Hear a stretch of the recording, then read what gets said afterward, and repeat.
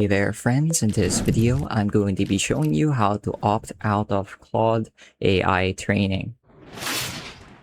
So the first thing you're going to want to do is you're going to want to sign in to Claude, and we're going to want to go to our settings panel.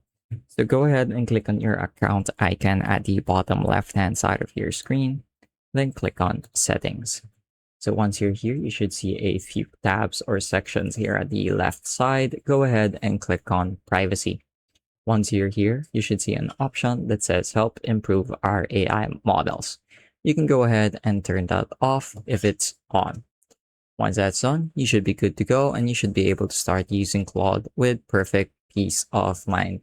So one reason people might want to turn this off is that they feel like having their chats and chat history accessed by the company feels a little bit like an invasion of privacy.